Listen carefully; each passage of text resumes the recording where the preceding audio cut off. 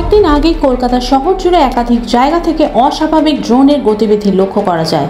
এই ঘটনায় 24 ঘন্টা কাটতে না কাটতেই আবার রহস্যময় ড্রোনের আনাগোনা জেলার আকাশে বুধবার গভীর রাতে দক্ষিণ 24 পরগনার উপকূলীয় এলাকায় এলাকাবাসীদের রহস্যময় আলো দেখতে পায়। গঙ্গাসাগর, মৌসুমী ও বকখালি, ফ্রেজারগঞ্জ উপকূলে রাতের আকাশে এই রহস্যময় আলো দেখতে পায় এলাকাবাসীরা।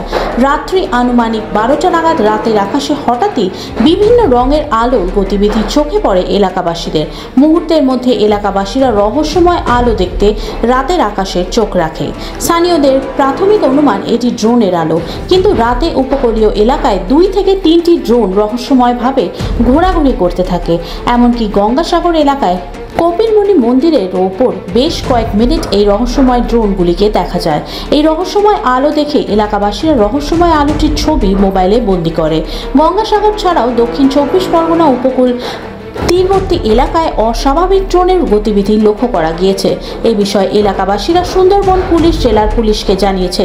এ বিষয়ে সুন্দরবন পুলিশ জেলার পুলিশ সুপার কটেশ্বর রাও বলেন, এইরকম একটি খবর পাওয়া গিয়েছে, বিষয়টি আমরা খতিয়ে দেখছি। এই বিষয়ে পরিমেলা গিরি নামে এক বৃদ্ধ মহিলা, তিনি জানান, গতকাল রাতে গঙ্গাসাগরে কপিলমুনি মন্দিরের পাশে বেশ কয়েকটি রহস্যময় আলো আমরা দেখতে পাই।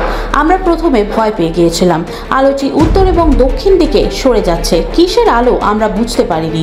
এ বিষয়ে সাথী মৈত্র, তিনি জানান, পাকিস্তানের সঙ্গে ভারতের যুদ্ধ চলছে আর তার মধ্যে এই রহস্যময় আলো আমাদেরকে ভাবিয়ে তুলেছে। সম্পূর্ণ বিষয় নিয়ে আমরা পুলিশ প্রশাসনের কাছে জানিয়েছি। কিসের আলো আমরা বুঝতে পারছি না। সাগরদ্বীপের বাসিন্দারা কিছুটা হলেও আতঙ্কে রয়েছে এই আলোর গতিবিধি নিয়ে।